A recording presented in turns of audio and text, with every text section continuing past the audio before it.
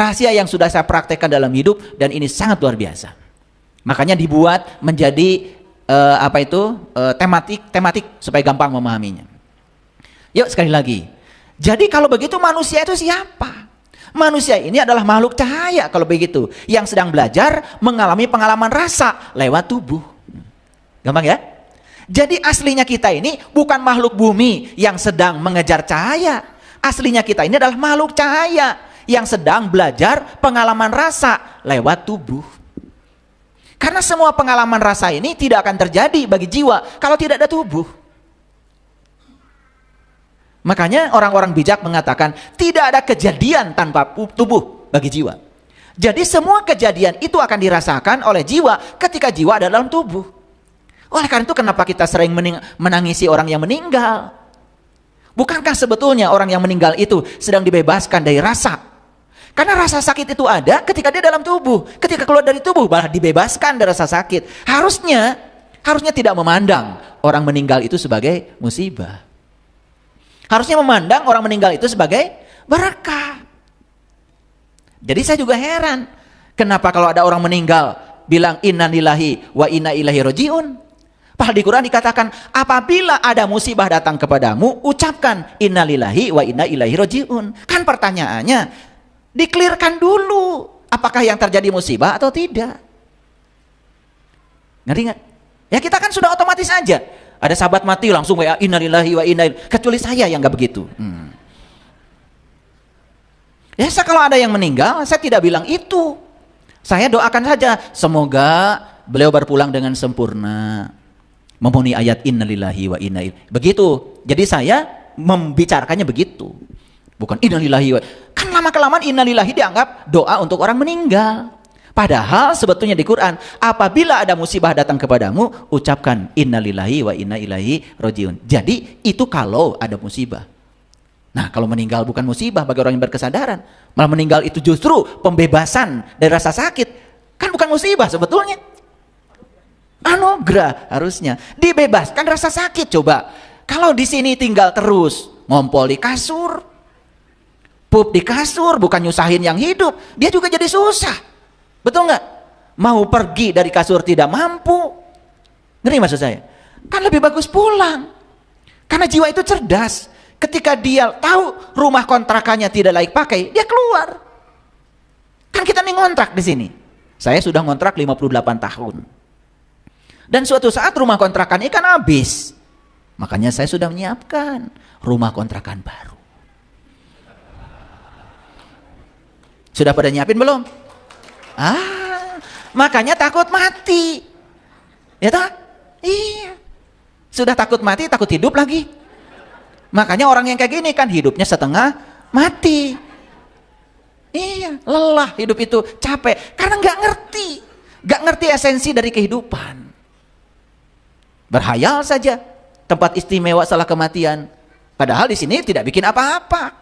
Padahal hidup itu di sini, saat ini, sekarang. Kalau berbuat kebaikan sekarang, ya pasti kebaikan itu akan menjadi simpanan kebaikan di masa yang akan datang. Lah tiba-tiba di masa yang akan datang pengen tempat istimewa, padahal sekarang tidak bikin apa-apa. Aneh bukan? Gitu. Sadar ya sekarang. Jadi manusia itu apa? Makhluk cahaya yang sedang belajar pengalaman rasa lewat tubuh. Rasa itu luas. Rasa sedih, rasa bahagia, rasa pahit, rasa manis. Itu semua nggak ada salah benar. Semua pengalaman rasa itu akan memperkaya bagi pengalaman jiwa. Nah, menjadi tidak bagus ketika dinilai salah benar. Makanya kita harus membebaskan diri dari pemikiran salah benar, baik buruk. Kan Allah bilang, boleh jadi kamu tidak suka sesuatu, kalau itu amat baik bagi kamu. Boleh jadi kamu sangat menyukai sesuatu, kalau itu amat buruk bagi kamu. Kalau kita terjebak salah benar, maka kita pun akan menendang dan mencengkram. Yang disebut benar oleh kita, dicengkram habis-habisan. Yang disebut salah kita, ditendang jauh-jauh. Hidup yang semacam itu tidak akan pernah menemukan kedamaian. Nah, yang kedua, jadi manusia itu kalau begitu siapa? Manusia ini adalah sebentuk jiwa atau percikan cahaya ilahi yang akan kembali ke asalnya setelah dia dikaryakan di sini. Dikaryakan untuk apa? Dikaryakan untuk menjadi kepanjangan tangan Allah, menyampaikan cinta kasihnya Allah. Awas, bukan menyerang orang, bukan menebar kebencian. Yang namanya makhluk cahaya harusnya mencahayakan kegelapan dong, bukan menyumbang kegelapan baru. Ini karena kita tidak sadar esensi dari diri kita. Ini ingat ya, ini belum pemahaman yang sebenarnya, ini baru penjelasan. Karena pemahaman kan harus dialami sendiri. Bagus kalau Bapak Ibu nanti pada saatnya mengalami sendiri. Mau? Ya, pokoknya paham aja dulu secara naratif ya, belum paham secara hakiki ya. Manusia itu ibarat boneka yang terbuat dari garam, yang melupakan asal usulnya, yaitu lautan yang sangat luas. Makanya tugasnya sekarang adalah kembalilah ke laut, larutkan diri dalam lautan tanpa batas. Jadi sebetulnya kalau diumpamakan, diri kita ini seperti boneka yang terbuat dari garam. Garam asalnya dari mana? Dari laut. Ketika dia belum melarutkan diri ke laut, maka dia tidak akan sadar kalau dirinya berasal dari laut. Nah, tugas kita itu sekarang adalah melarutkan diri ke laut. Tapi jangan kemudian pergi ke Pangandaran, nyampe ke sana kemudian langsung nyungsep di sana, saya nggak tanggung jawab. Bukan itu maksudnya. Larutkan ya diri ini ke dalam sifat-sifatnya ilahi. Jadi sebetulnya aslinya jiwa itu Ar-Rahman, Ar-Rahim, Al-Malik, Al-Qudus, As-Salam, Al-Mu'min, ya, Al-Latif, Al-Khabir, As-Sabur. Aslinya tuh begitu, dia mewarisi sifat itu. Nah sekarang kenapa tidak mewarisi? Sekali lagi karena terkontaminasi oleh unsur lain. Nah tugas kita tuh sekarang membuang semua kotoran-kotoran itu sehingga kita bisa mengembalikan jiwa kita, melarutkan jiwa kita dalam sifat-sifat ilahi itu. Orang yang sudah sampai di situ belajar agamanya, welasan, asihan, dedehan, gak mungkin membenci orang lain sekalipun dia merendahkan dirinya. Makanya Nabi Muhammad walaupun dihina, dilempari batu, beliau doanya apa? Allahumma hdi qaumi fa innahum la ya'lamun. Tuhan, tunjuki mereka, beri hidayah mereka. Mereka melakukan itu kepadaku semata mereka tidak tahu siapa diriku. Mereka melakukan itu kepadaku karena mereka tidak tahu. Kalau kalian dilempari orang pakai batu, gimana doanya? Udah tahu sebetulnya sifat kalian saya. Pasti kalian lihat dulu batunya. Oh sekecil itu sambil lebih gede lagi. Pasti begitu. Model-model kayak gini. Ngaku saja bertuhankan Allah. Karena tidak mengerti. Tidak melarutkan dirinya ke dalam sifat-sifatnya.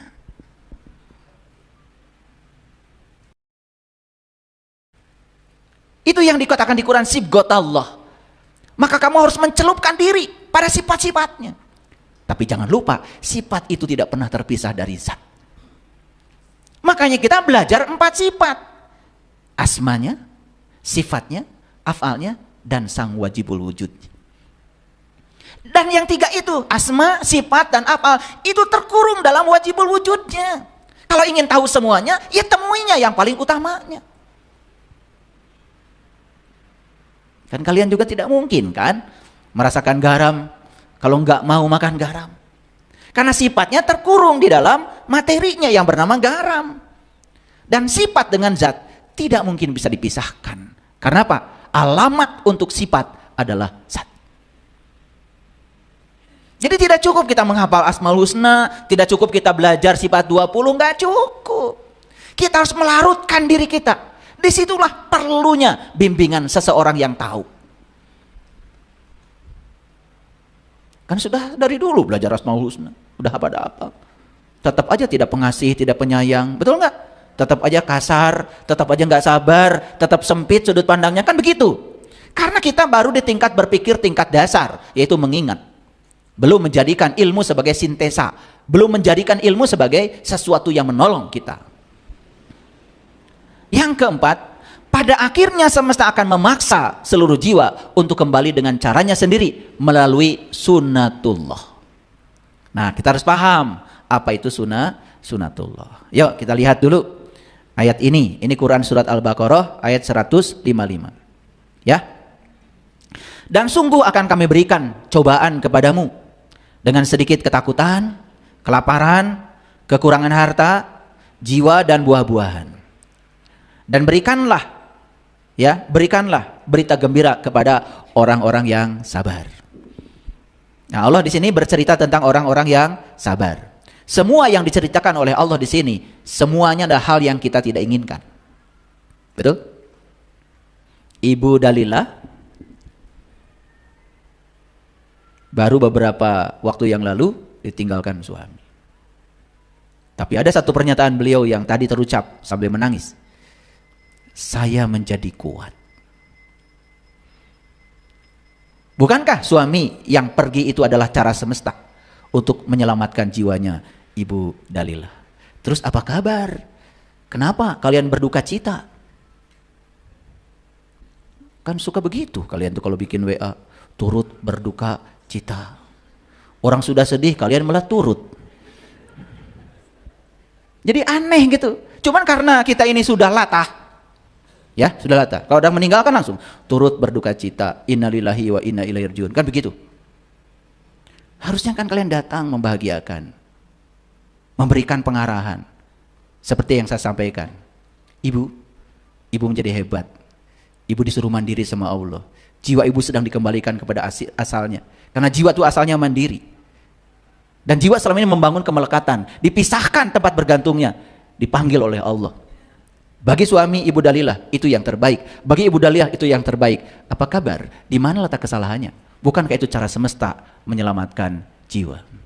Yang pergi diselamatkan jiwanya, yang ditinggal diselamatkan jiwanya. Cuman karena manusia berpikir berdasarkan pikiran gelapnya dan menganggap kematian itu sebagai musibah. Sejak kita datang ke sini diajarkan lingkungan seperti itu. Dan kita menganggap itu hal buruk. Lalu turut berduka cita. Kayak yang benar kalian itu.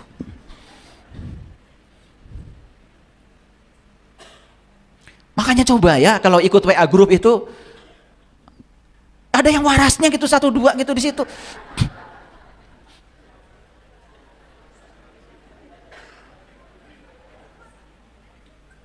Maaf ya, ini saya tuh kadang-kadang suka bicaranya begini ya. Saya tuh terus terang aja ingin umat ini kualitasnya itu keren gitu. Jangan gitu-gitu aja. Naik kelas satu kesadaran itu.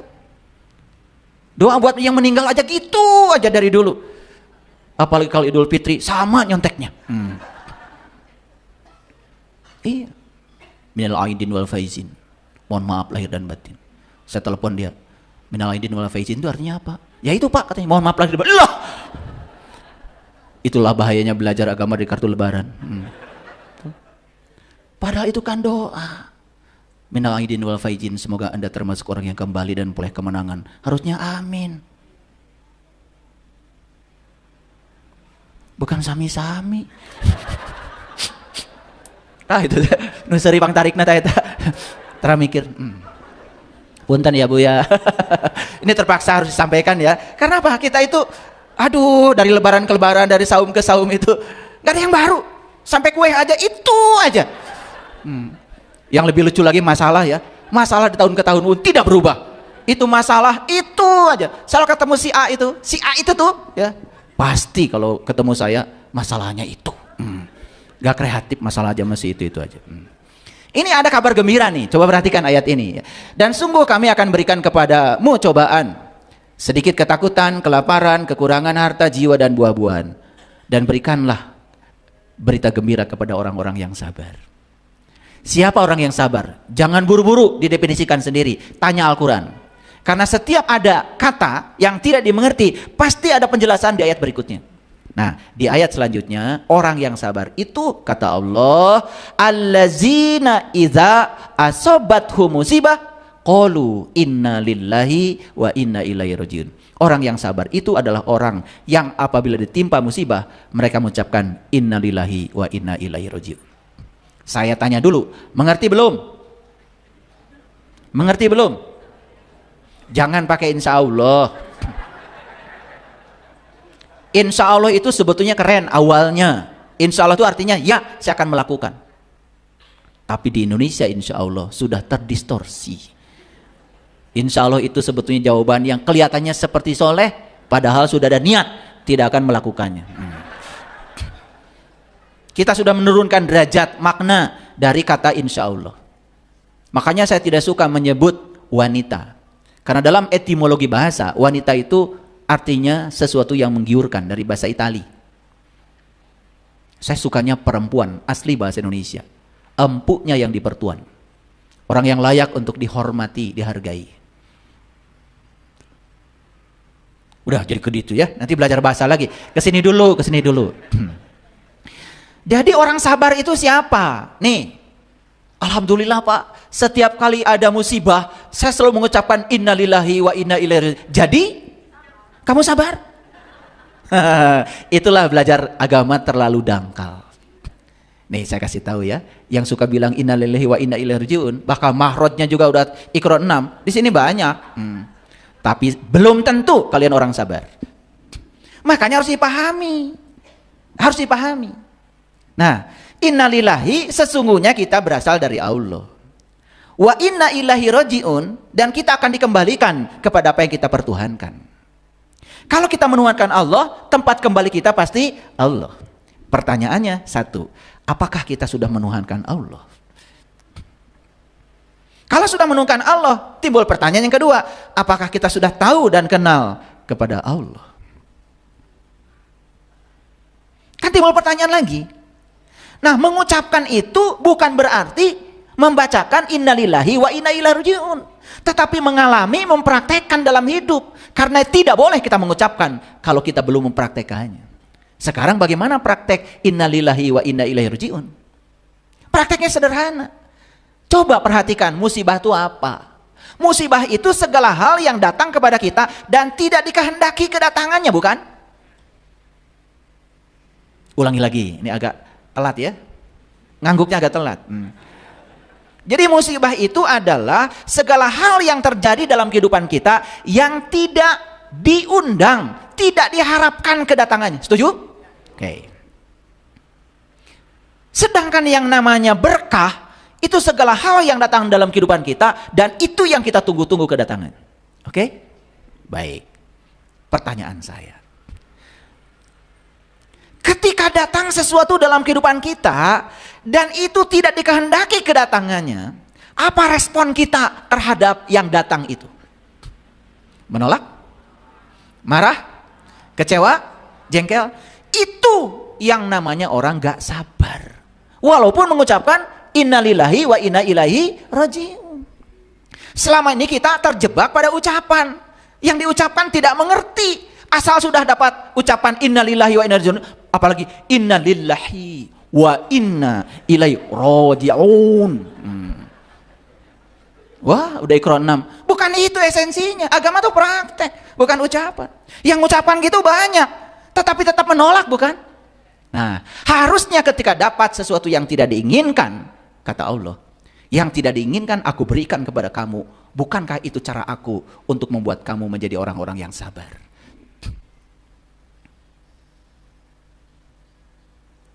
Jadi orang yang sabar itu adalah orang yang bisa menerima semua hal yang tidak diinginkan dalam hidupnya tanpa syarat. Karena dia tahu segala hal yang tidak diinginkan datang dalam hidupnya belum tentu buruk. Bagi Allah, siapa tahu itu adalah cara Allah menyelamatkan jiwa kita. Masuk judulnya? Udah masuk sekarang? Jadi cara Allah menyelamatkan jiwa kita mungkin saja lebih banyak didatangkan dalam kehidupan kita segala hal yang tidak kita inginkan, bukan segala hal yang diinginkan. Jadi kalau kita menolak segala hal yang tidak diinginkan, berarti kita menolak untuk diselamatkan jiwanya. Makanya jiwanya tidak berubah, tidak tumbuh, gitu-gitu aja. Kesadaran jiwanya tidak tumbuh, gitu-gitu saja. Kenapa? Karena otaknya masih menilai benar salah. Karena kamu tidak menginginkannya, kamu sebut itu salah. Padahal kata Allah, boleh jadi kamu tidak menghendaki itu, tapi itu amat baik bagi kamu. Siapa kamu di situ? Jiwamu. Bukan tubuhmu, bukan pikiranmu, bukan perasaanmu, jiwamu. Karena itu yang abadi, seabadi ilahi. Dan semua kotoran yang melekat pada jiwa akan diproses oleh semesta agar jiwa kembali kepada sifat aslinya. Sehingga pada saatnya dia harus pulang, dia akan kembali larut dalam lautannya tanpa ada sedikit pun penghalang. Jadi sekarang paham? Ya, apabila mendapatkan musibah, bukan sekedar mengucapkan innalillahi wa inna ilaihi rajiun. Pahami, Kalau semua yang tidak dikehendaki kedatangannya itu adalah cara Allah mengembalikan jiwa kepadanya.